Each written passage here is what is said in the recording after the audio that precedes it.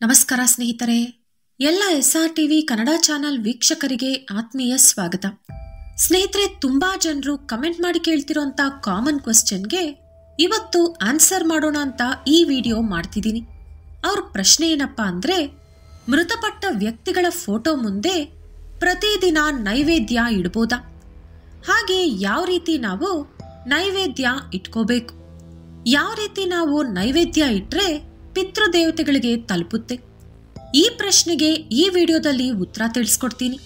ಅದರ ಜೊತೆ ಇನ್ನೂ ಕೆಲವು ಕುತೂಹಲಕಾರಿ ವಿಷಯಗಳನ್ನು ಕೂಡ ಈ ವಿಡಿಯೋದಲ್ಲಿ ತಿಳ್ಕೊಳ್ಳೋಣ.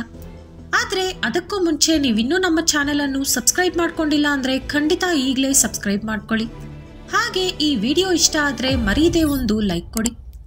ಸ್ನೇಹಿತರೆ, ಫಸ್ಟ್ ಆಫ್ ಆಲ್ ನಾವು ಮೃತಪಟ್ಟ ವ್ಯಕ್ತಿಗಳ ಫೋಟೋಗಳನ್ನ ದೇವರ ಮನೆಯಲ್ಲಿ ಇಡಲೇಬಾರದು.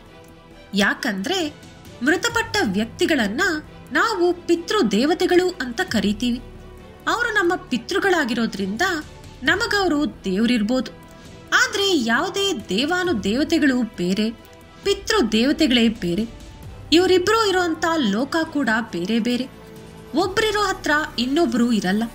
ನಿಮಗೆ ಪಿತೃದೇವತೆಗಳೇ ಬೇಕು, ದೇವರು ಬೇಡ ಅನ್ಕೊಂಡ್ರೆ ದೇವ್ರ ಮನೆಯಲ್ಲಿ ನೀವು ದೇವತೆಗಳ ಫೋಟೋ ಬದಲಾಗಿ ಪಿತೃದೇವತೆಗಳ ಫೋಟೋಗಳನ್ನ ಇಟ್ಕೋಬಹುದು.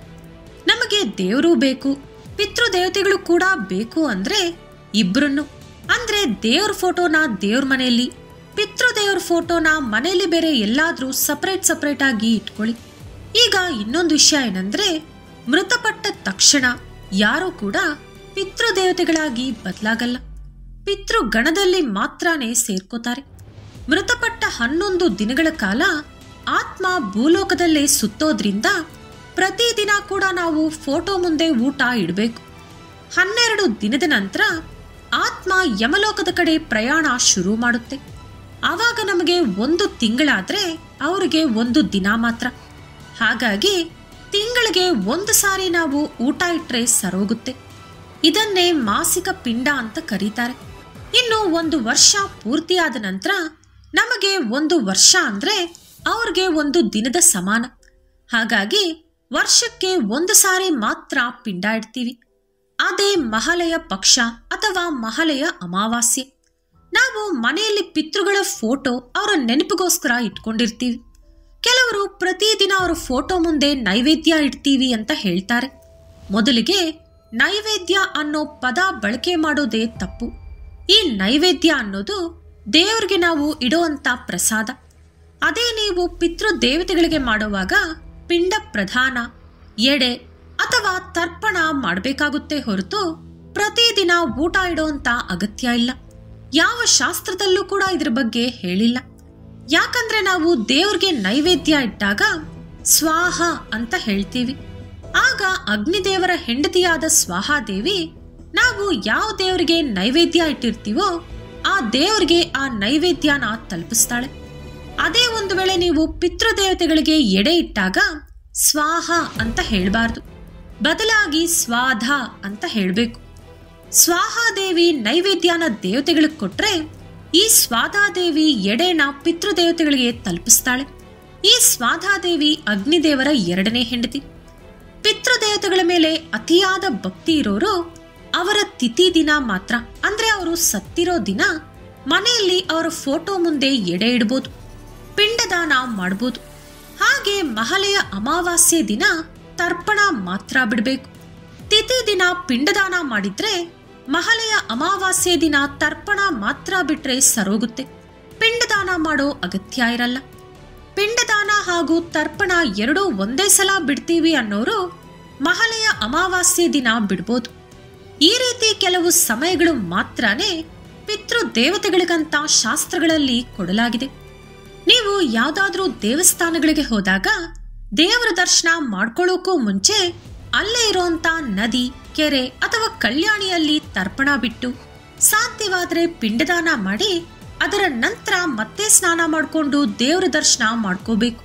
ಅಷ್ಟೇ ಹೊರತು ಪ್ರತಿದಿನ ನೀವು ಮೃತಪಟ್ಟ ವ್ಯಕ್ತಿಯ ಫೋಟೋ ಮುಂದೆ ಊಟ ಇಡೋಂತ ಅಗತ್ಯ ಇರಲ್ಲ. ನೀವು ಊಟ ಇಟ್ಟರೂ ಕೂಡ ಅದವ್ರಿಗೆ ತಲುಪಲ್ಲ. ನೀವು ಊಟ ಇಡುವಂಥದ್ದು ಅವ್ರಿಗೆ ತಲುಪುತ್ತೆ ಅಂದ್ರೆ ದಿನಕ್ಕೆ 3 ಹೊತ್ತು ಬೇಕಾದ್ರೂ ಊಟ ಇಡಿ ಅಂತ ಹೇಳ್ಬೋದು. ಆದರೆ ಅವ್ರಿಗೆ ತಲುಪಲ್ಲ ಅಂದಾಗ ನಾವು ಇಟ್ಟು ಪ್ರಯೋಜನ ಮಾತ್ರ ಏನಿದೆ. ಇನ್ನೊಂದು ವಿಷಯ ಹೇಳಬೇಕು. ಏನಂದ್ರೆ, ಕೆಲವರು ಅವರ ಮನೆಯಲ್ಲಿ ಹಬ್ಬಗಳು ಅಥವಾ ಫಂಕ್ಷನ್ಸ್ ನಡಿಬೇಕಾದ್ರೆ ದೇವರಿಗೆ ನೈವೇದ್ಯ ಹಾಗೆ ಪಿತೃದೇವತೆಗಳಿಗೆ ಊಟ ಇಡ್ತಾರೆ. ಆದರೆ ಇಲ್ಲಿ ಇನ್ನೊಂದು ವಿಷಯ ಏನಪ್ಪಾ ಅಂದ್ರೆ, ನೀವು ಈ ರೀತಿ ದೇವರು ಹಾಗೂ ಪಿತೃದೇವತೆಗಳು ಇಬ್ಬರಿಗೂ ಕೂಡ ಊಟ ಇಡಬೇಕು ಅನ್ಕೊಂಡ್ರೆ ಇಬ್ಬರಿಗೂ ಕೂಡ ಬೇರೆ ಬೇರೆ ಅಡುಗೆನ ತಯಾರು ಮಾಡಬೇಕಾಗುತ್ತೆ. ದೇವರಿಗೆ ತಯಾರಿಸಿರುವಂಥ ನೈವೇದ್ಯ ಪಿತೃದೇವತೆಗಳು ಮುಟ್ಟಲ್ಲ. ಅದೇ ರೀತಿ ನೀವು ಪಿತೃದೇವತೆಗಳಿಗೆ ಅಂತ ತಯಾರಿಸಿರುವಂಥ ಅಡುಗೆನ ದೇವರು ಸ್ವೀಕರಿಸಲ್ಲ. ನೀವು ಒಂದೇ ಅಡುಗೆ ಮಾಡಿ ಅದರಲ್ಲಿ ಅರ್ಧ ದೇವ್ರಿಗೆ ಅರ್ಧ ಪಿತೃದೇವತೆಗಳಿಗೆ ಅಂತ ಇಡೋ ಥರ ಇಲ್ಲ. ಇಬ್ಬರಿಗೂ ಕೂಡ ಬೇರೆ ಬೇರೆ ಅಡುಗೆನೇ ಮಾಡಬೇಕು. ಎಡೆ ಅನ್ನೋದು ಇದಾಗಲೇ ನಾನು ಹೇಳಿದ ಪ್ರಕಾರ ಮಹಾಲಯ ಅಮಾವಾಸ್ಯೆ ಅಥವಾ ತಿಥಿ ದಿನ ಮಾತ್ರ ಇಡೋದ್ರಿಂದ ಆ 2 ದಿನಗಳು ದೇವ್ರಿಗೆ ನೈವೇದ್ಯ ಇಟ್ಟಿಲ್ಲ ಅಂದ್ರೂ ಪರವಾಗಿಲ್ಲ. ಅಥವಾ ನೀವು ದೇವ್ರಿಗೂ ಕೂಡ ನೈವೇದ್ಯ ಇಡ್ತೀನಿ ಅನ್ಕೊಂಡ್ರೆ ಹೊಸದಾಗಿ ದೇವ್ರಿಗೆ ನೈವೇದ್ಯನ ತಯಾರಿಸಿ ಇಡಿ. ನೀವು ದೇವ್ರಿಗಿಟ್ಟಿರೋಂಥ ನೈವೇದ್ಯನ ಮನೆಯಲ್ಲಿ ಎಲ್ಲರೂ ಕೂಡ ಪ್ರಸಾದ ಅಂತ ತಿನ್ಬೋದು. ಅದೇ ನೀವು ಮೃತಪಟ್ಟವರಿಗೆ ಇಟ್ಟಿರೋಂಥ ಎಡೆನ ಪೂರ್ತಿಯಾಗಿ ಮನೆಯವರು ತಿನ್ನಬಾರ್ದು. ಅದನ್ನು ಸಾಮಾನ್ಯವಾಗಿ ಕಾಗೆ ಅಥವಾ ಹಸುಗೆ ಕೊಡಬೇಕು. ಇಲ್ಲ ನಾವು ಪ್ರಸಾದ ಅಂತ ತಗೊಳ್ತೀವಿ ಅನ್ನೋರು ಒಟ್ಟು 3 ಎಡೆಗಳನ್ನ ಇಟ್ಟು ಒಂದು ಎಡೆ ಕಾಗೆಗೆ, ಒಂದು ಎಡೆ ಹಸುಗೆ, ಒಂದು ಎಡೆನ ಮನೆಯಲ್ಲಿರೋ ಎಲ್ಲರೂ ಕೂಡ ಹಂಚ್ಕೊಂಡು ತಿನ್ಬೋದು. ಅಷ್ಟೇ ಹೊರತು ಒಂದೇ ಒಂದು ಎಡೆ ಇಟ್ಟು ಅದನ್ನು ನೀವು ಪ್ರಸಾದ ಅಂತ ಸ್ವಲ್ಪ ತಗೊಂಡು ನೀವು ಎಂಜಲ್ ಮಾಡಿರೋದನ್ನ ಕಾಗೆಗಿಡೋದು ಅಥವಾ ಹಸುಗಿಡೋಕೆ ಹೋಗ್ಬಾರ್ದು. ಸಾಮಾನ್ಯವಾಗಿ ಎಲ್ರಿಗೂ ಬರುವಂತ ಸಂದೇಹ ಏನಂದ್ರೆ, ನಾವು ಮಹಳೆಯ ಅಮಾವಾಸ್ಯೆ ಅಥವಾ ತಿಥಿ ದಿನ ಪಿತೃದೇವತೆಗಳಿಗೆ ಎಡೆ ತಯಾರು ಮಾಡ್ತೀವಿ, ಭಕ್ತಿಯಿಂದ ನಮಸ್ಕಾರ ಮಾಡ್ಕೋತೀವಿ, ಅದನ್ನ ತಗೊಂಡೋಗಿ ಕಾಗೆಗೆ ಇಡ್ತೀವಿ. ಒಂದೊಂದು ಸಾರಿ ಕಾಗೆ ಎಷ್ಟೊತ್ತು ಕಾದ್ರೂ ಕೂಡ ಬರಲ್ಲ. ಅಂತ ಟೈಮಲ್ಲಿ ನಮಗೆ ಹಸಿವಾಗ್ತಾ ಇರುತ್ತೆ. ದೊಡ್ಡವರು ಸ್ವಲ್ಪ ಹಸಿವು ತಡ್ಕೋತಾರೆ, ಆದ್ರೆ ಪುಟ್ಟ ಮಕ್ಕಳು ಹಸಿವು ತಡೆಯೋಕೆ ಆಗಲ್ಲ. ಅವರು ಊಟ ತಿನ್ಬೋದಾ ಅಂತ. ಸ್ನೇಹಿತರಲ್ಲಿ ಒಂದು ವೇಳೆ ಕಾಗೆ ಎಡೆ ತಿನ್ನೋಕೆ ಸಿಕ್ಕಿಲ್ಲ ಅಥವಾ ಎಡೆ ಮುಟ್ಟಿಲ್ಲ ಅನ್ನೋ ಪರಿಸ್ಥಿತಿಲಿ ನೀವು ಕಾಗೆ ಬದಲಾಗಿ 2 ಎಡೆಗಳನ್ನ ಹಸುಗೆ ಇಡ್ಬೋದು. ಹಸುನೂ ಸಿಕ್ಕಿಲ್ಲ, ಕಾಗೆನೂ ಸಿಕ್ಕಿಲ್ಲ, ನಾವು ಊಟ ತಿನ್ಬೋದಾ ಅಂದ್ರೆ ಖಂಡಿತ ಇಲ್ಲ. ಕಾಗೆ ಸ್ವಲ್ಪ ಕಷ್ಟ, ಆದ್ರೆ ಹಸು ನಿಮಗೆ ಎಲ್ಲೋ ಒಂದು ಕಡೆ ಸಿಕ್ಕೇ ಸಿಗುತ್ತೆ. ನೀವು ಕಾಗೆ ಅಥವಾ ಹಸುಗೆ ಎಡೆ ಇಡ್ಲೇಬೇಕು. ಇನ್ನು ಬೇರೆ ವಿಧಿನೇ ಇಲ್ಲ. ಕಾಗೆ ಹಸು ಪ್ರಪಂಚದಲ್ಲೇ ಇಲ್ಲ ಅಂತ ಹೇಳೋರು ಕೂಡ ಇದ್ದಾರೆ. ನಿಮಗೆ ಫೈನಲ್ ಆಪ್ಷನ್ ಏನಂದ್ರೆ ನೀರಲ್ಲಿ ಬಿಡ್ಬೋದು. ಆ ನೀರಲ್ಲೂ ಕೂಡ ಮೀನುಗಳು ಇರಬೇಕು. ಅಂತ ನೀರಲ್ಲಿ ಮಾತ್ರನೇ ಬಿಡ್ಬೋದು. ಇದು ಫೈನಲ್ ಆಪ್ಷನ್ ಅಷ್ಟೇ ಹೊರತು ಫಸ್ಟ್ ಆಪ್ಷನ್ ಅಂತೂ ಅಲ್ವೇ ಅಲ್ಲ. ಇನ್ನು ಎಡೆ ಕಾಗೆ ಅಥವಾ ಹಸು ಮುಟ್ಟೋಕ್ಕೂ ಮುಂಚೆ ಮಕ್ಕಳು ತಿನ್ಬೋದಾ ಅಂದ್ರೆ 8 ವರ್ಷದ ಒಳಪಟ್ಟ ಮಕ್ಕಳು ಮಾತ್ರ ಊಟ ತಿನ್ಬೋದು. 8 ವರ್ಷ ದಾಟಿರೋಂಥ ಮಕ್ಕಳು ತಿನ್ಬಾರ್ದು. ಇದಕ್ಕೆ ಕಾರಣ ಏನಂದ್ರೆ, ಒಂದು ವೇಳೆ ಆ ಮೃತಪಟ್ಟಿರೋಂಥ ವ್ಯಕ್ತಿ ಸ್ವಾರ್ಥಪರರಾಗಿದ್ದು ಅಥವಾ ಕೋಪಿಷ್ಟಿಗಳಾಗಿದ್ದು ಅಥವಾ ವ್ಯಕ್ತಿ ಅಕಾಲ ಮರಣ ಹೊಂದಿದ್ದು ಕೋರಿಕೆಗಳು ಜಾಸ್ತಿ ಇರುವಂತ ವ್ಯಕ್ತಿ ಆಗಿದ್ರೆ ಅವರು ಅಷ್ಟು ಬೇಗನೆ ಭೂಲೋಕ ಬಿಟ್ಟು ಮೇಲಿನ ಲೋಕಕ್ಕೆ ಹೋಗಲ್ಲ. ಅಂತವರು ಪ್ರೇತಾತ್ಮದ ರೂಪದಲ್ಲಿ ಭೂಲೋಕದಲ್ಲಿ ಸುತ್ತಾಡ್ತಾ ಇರ್ತಾರೆ. ಆತ್ಮ ಅನ್ನೋದು 11 ದಿನದ ನಂತರ ಯಮಲೋಕಕ್ಕೆ ತಪ್ಪದೆ ಹೋಗ್ಬೇಕು. ಒಂದು ವೇಳೆ ಅದು ಹೋಗದೆ ಇಲ್ಲೇ ಭೂಲೋಕದಲ್ಲಿ ಉಳಿದೋಗಿದೆ ಅಂದ್ರೆ ದಿನಗಳು ಕಳೀತಾ ಕಳೀತಾ ಆತ್ಮಕ್ಕೆ ಅದರ ನೆನಪುಗಳು ಮಾಸಿ ಹೋಗಿ ಕ್ರೂರತ್ವ ಅನ್ನೋದು ಬೆಳೀತಾ ಬರುತ್ತೆ. ನಮ್ಮವರು ತಮ್ಮವರು ಅನ್ನೋ ಭೇದ ಭಾವ ಆ ಪ್ರೇತಾತ್ಮಕ್ಕೆ ಇರಲ್ಲ. ಹಾಗಾಗಿ ಈ ರೀತಿ ಅವ್ರಿಗಂತ ತಯಾರು ಮಾಡಿರೋ ಊಟನ ಅವರು ಮುಟ್ಟೋಕೋ ಮುಂಚೆ ನಾವು ತಿಂದಾಗ ಅವರು ನಮಗೆ ಕೆಟ್ಟದು ಮಾಡುವಂತ ಸಾಧ್ಯತೆ ತುಂಬಾ ಜಾಸ್ತಿ ಇರುತ್ತೆ.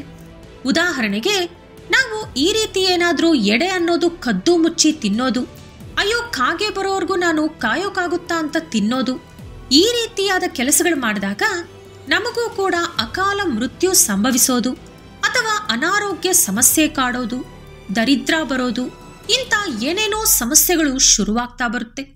ನಿಮಗೆ ದಿನಾ ಕಾಗೆ ಸಿಗ್ತಾ ಇದೆ ಅಂದ್ರೆ ಹಾಗೆ ನಿಮಗೆ ಆ ಸತ್ತಿರೋ ವ್ಯಕ್ತಿ ಮೇಲೆ ತುಂಬಾ ಮರ್ಯಾದೆ ಇದೆ, ಅವರನ್ನ ಮರೆಯೋಕ್ಕಾಗಲ್ಲ ಅನ್ನೋದಿದ್ರೆ ದಿನಾ ಬೇಕಿದ್ರೆ ನಿಮ್ಮ ಸ್ಯಾಟಿಸ್ಫ್ಯಾಕ್ಷನ್ಗೋಸ್ಕರ ಮಾತ್ರ ಅವ್ರ ಫೋಟೋ ಮುಂದೆ ಊಟ ಇಟ್ಟು ಅದನ್ನ ಕಾಗೆಗಿಟ್ಕೊಳ್ಳಿ. ಅದು ಸಾಧ್ಯ ಆಗಲ್ಲ ಅನ್ನೋರು ದಿನ ಎಡೆ ಇಡೋಕೆ ಹೋಗಬೇಡಿ. ಮಹಳೆಯ ಅಮಾವಾಸ್ಯೆ ಅಥವಾ ತಿಥಿ ದಿನ ಮಾತ್ರ ಎಡೆ ಇಟ್ಟು ಅದನ್ನ ಕಾಗೆ ಅಥವಾ ಹಸು ಅಥವಾ ಫೈನಲ್ ಆಪ್ಷನ್ ಆಗಿ ನೀರಿನೊಳಗೆ ಬಿಡ್ಬೋದು. 1, 3, 5, 7 ಈ ರೀತಿ ಎಡೆಗಳನ್ನ ಇಟ್ಕೋಬೇಕು. ಇಷ್ಟೇ ಸ್ನೇಹಿತರೆ. ನಿಮಗೆ ಇದಲ್ದಿರ ಬೇರೆ ಏನಾದರೂ ಡೌಟ್ಗಳಿದ್ರೆ ಕಮೆಂಟ್ ಮಾಡಿ, ಖಂಡಿತ ರಿಪ್ಲೈ ಮಾಡಿ ತಿಳಿಸ್ಕೊಡ್ತೀನಿ. ಈ ವಿಡಿಯೋ ನಿಮಗೆ ಇಷ್ಟ ಆದರೆ ಲೈಕ್ ಮಾಡಿ, ಶೇರ್ ಮಾಡಿ. ಇಂಥ ಹೆಚ್ಚಿನ ಉತ್ತಮ ಮಾಹಿತಿಗಳಿಗಾಗಿ ತಪ್ಪದೇ ನಮ್ಮ ಚಾನೆಲನ್ನು ಸಬ್ಸ್ಕ್ರೈಬ್ ಮಾಡ್ಕೊಳ್ಳಿ. ನಾಳೆ ಮತ್ತೊಂದು ವಿಡಿಯೋದೊಂದಿಗೆ ಪುನಃ ಭೇಟಿಯಾಗೋಣ. ಧನ್ಯವಾದಗಳು.